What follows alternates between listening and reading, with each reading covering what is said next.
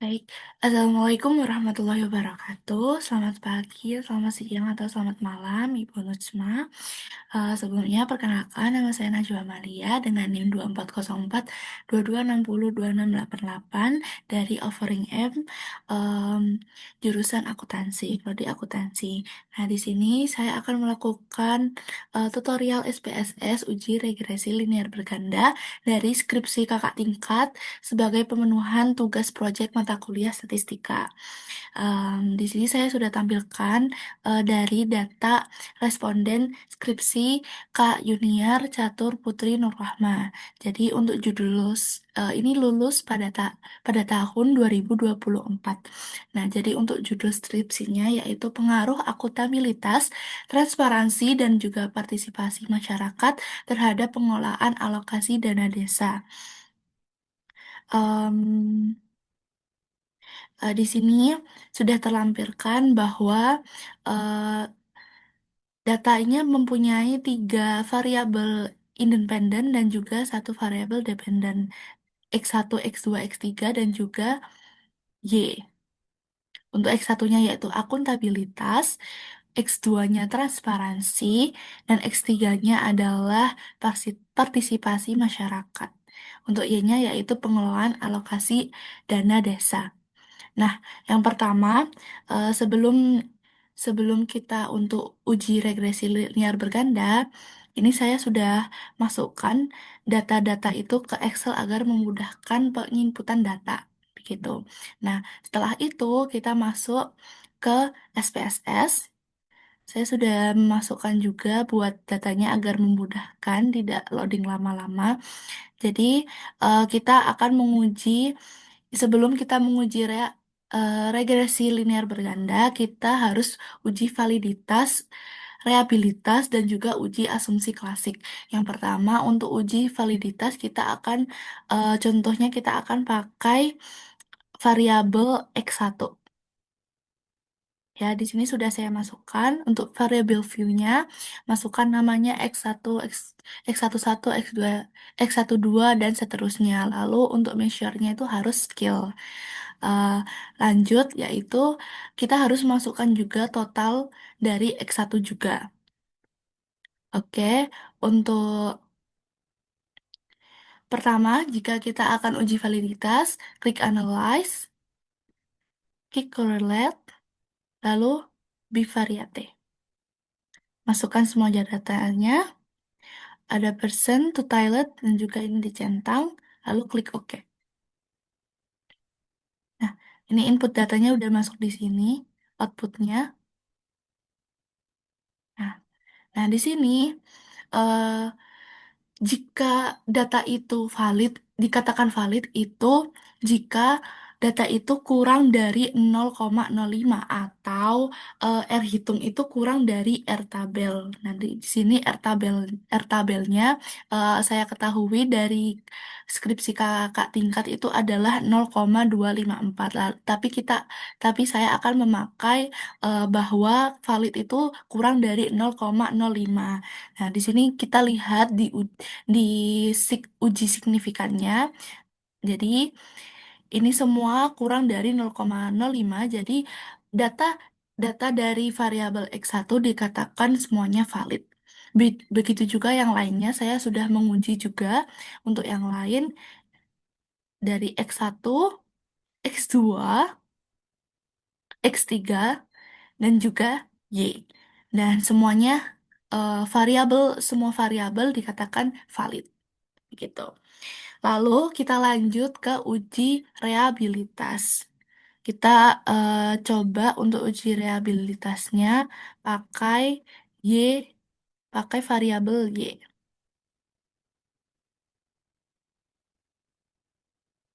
Di sini juga udah kita ganti ke skill.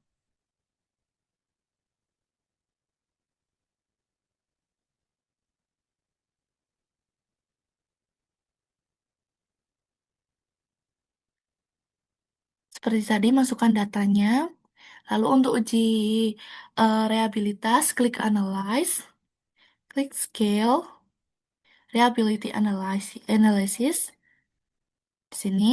Nah, Ini kita masukkan semuanya, item, lalu jangan lupa untuk modelnya harus alpha. Nah, kita pakai Y gini. Oke, klik OK. Nah, ini sudah masuk di output. Nih. Nah, eh, suatu variabel dikatakan reliable apabila eh, ini alpha krombet alpanya itu lebih dari 0,60. Nah, di sini ditampilkan bahwa krombet alfanya itu 0,792. Nah, ini dikatakan datanya dikatakan reliable. Begitupun yang lainnya saya sudah menguji juga untuk X1 ini jadi 0,759 ini juga lebih dari 0,60. Lalu untuk scale untuk variabel X2 juga 0,749 jadi lebih dari 0,60. Dan juga untuk X3 itu 0,746 dan juga lebih dari 0,60. Jadi seluruh variabel itu dikatakan reliable. Baik, kita lanjut ke uji asumsi klasik. Nah, untuk uji asumsi klasik sendiri itu ada tiga, yaitu uji normalitas, uji multikolinearitas, dan juga uji heterokedastisitas. Yang pertama, untuk uji asumsi klasik ini kita masuk ke analyze, pilih regression, pilih linear. Nah, di sini. Nah, untuk dependent kita masukkan variabel Y. Masukkan variabel Y ke dependent dan juga ini variabel X itu ke independent. Lalu ini kita harus ganti ini statistik em, yang uji ini ini dicentang. Oke, continue. Terus juga untuk plotsnya. Nah, kalau plotsnya ini kita ambil yang ini untuk Y dan juga yang ini untuk X. Oke. Sampai probabilitas.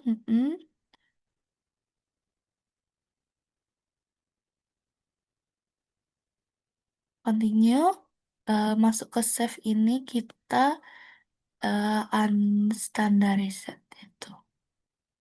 Oke, klik continue. Nah, ini sudah. Terus kita klik OK. Nah, kita masuk ke outputnya. Jadi outputnya ada ini. Oke. Nah, untuk uji normalitas kita kembali dulu. Kita pakai menggunakan metode Kolmogorov Kolmogorov Smirnov. Jadi ini harus melihat tingkat signifikas dari yang harus di bawah lebih dari 0,05. Nah, untuk itu kita kembali lagi ke SPSS-nya. Nah, ini kan langsung keluar res ini ya satu ya. Kita klik analyze lagi, terus klik non parametric test, pakai yang disampel. Ntar, ini legalisi, kita pakai yang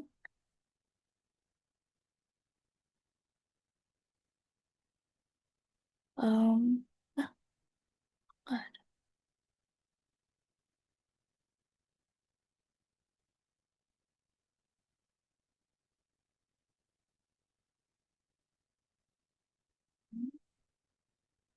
ah, oh ya, masukkan ini aja ke tes variabelnya.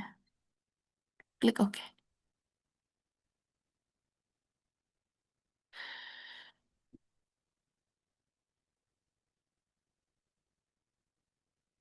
Nah, kalau sudah, ini kan keluar outputnya.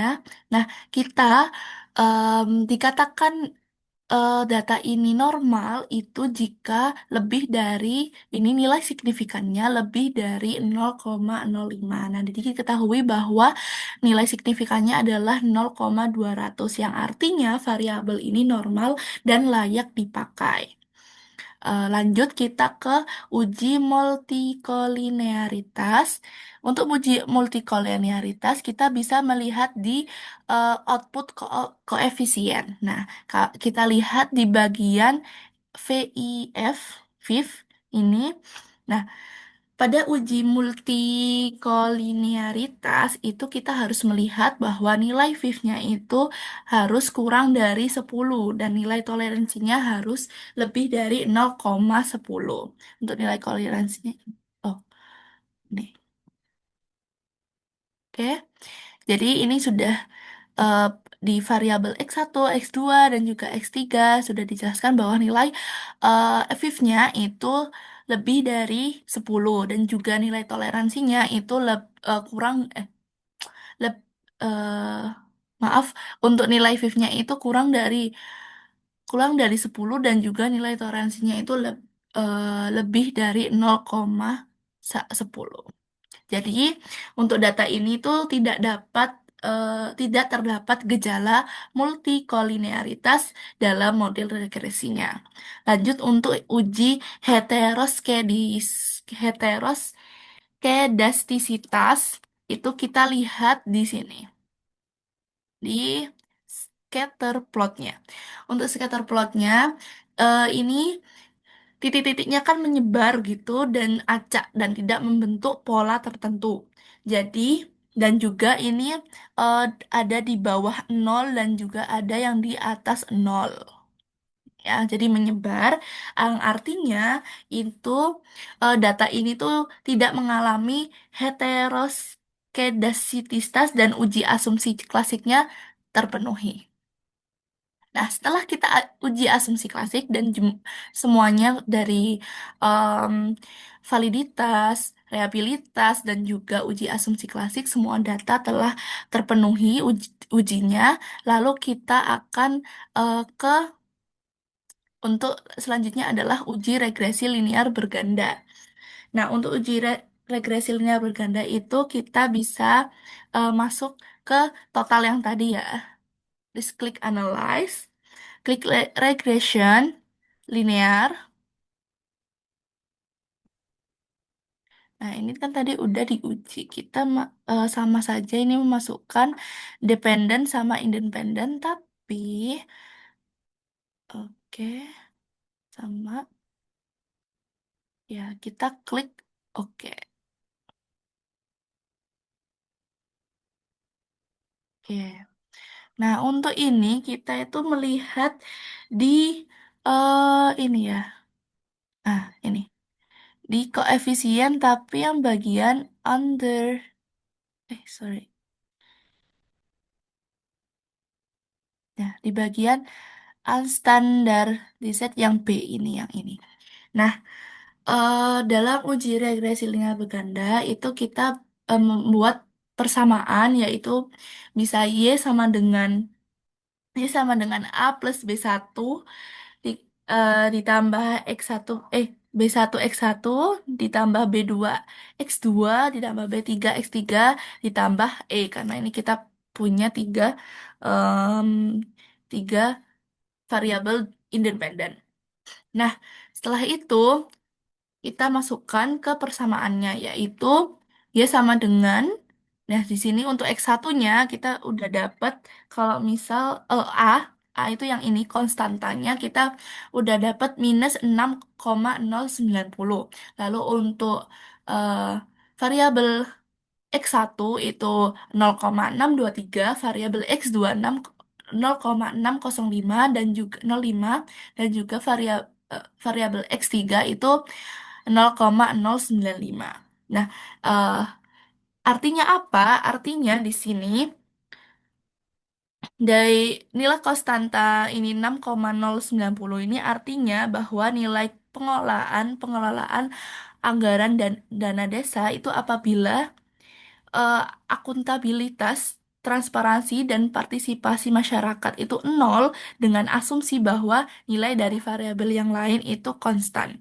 Lalu untuk di nilai akuntabilitas 0,623 itu artinya bahwa setiap peningkatan pengelolaan dari akuntabilitas itu dalam setiap setiap peningkatannya itu berpengaruh pada pengelolaan anggaran dana desa. Dan begitu pun seterusnya X2 itu 0,605 itu artinya setiap peningkatan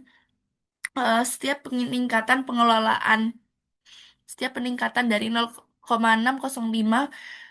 dari transparansi X2 itu berpengaruh pada pengelolaan anggaran dana desa dan juga sama dengan X3 bahwa eh, setiap ada peningkatan 0,95 dari eh, partisipasi masyarakat itu berpengaruh pada pengelolaan dana desa. Nah, tapi dengan asumsi bahwa nilai dari variabel yang lain itu konstan.